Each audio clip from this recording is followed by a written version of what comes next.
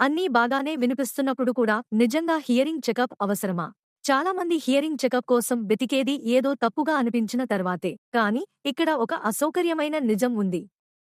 మీకు hearing loss అనిపించే సమయానికి అది చాలా సంవత్సరాలుగా ఉండే అవకాశం ఉంది. అది ఒక్కసారిగా కాదు. అది స్పష్టంగా కాదు. మీ మెదడు నిశ్శబ్దంగా చేసుకున్న చిన్న చిన్న సర్దుబాట్లు మాత్రమే. అదే ప్రమాదకరం. మీరు హియరింగ్ చెకప్ నియర్ మీ అని వెతకవచ్చు కొన్ని సంభాషణలు మిస్ అయిన తర్వాత. లేదా హియరింగ్ టెస్ట్ ఆన్లైన్ ఫ్రీ ప్రయత్నించవచ్చు మీరు సేఫ్గా ఉన్నామా అని తెలుసుకోవడానికి. అవును, ఆన్లైన్ టెస్టులు ఒక ప్రారంభం కావచ్చు. కొన్ని ప్లాట్ఫార్ములు తమదే బెస్ట్ ఆన్లైన్ హియరింగ్ టెస్ట్ అని కూడా చెబుతాయి. కానీ అవి చెప్పని విషయం ఏమిటంటే ఆన్లైన్ టెస్టులు ప్రాథమిక శబ్ద గుర్తింపును మాత్రమే కొలుస్తాయి. క్లినిక్లో చేసే సరైన హియరింగ్ చెకప్ మాత్రం ఇవి కొలుస్తుంది. ప్రతి ఫ్రీక్వెన్సీకి వినికిడి స్థాయి, శబ్దంలో స్పీచ్ స్పష్టత, రెండు చెవుల మధ్య తేడాలు, ప్రారంభ దశ న్యూరల్ అడాప్టేషన్, లక్షణాలు కనిపించకముందే రిస్క్ ప్యాటర్న్స్. ఇది చాలా ముఖ్యమైన విషయం.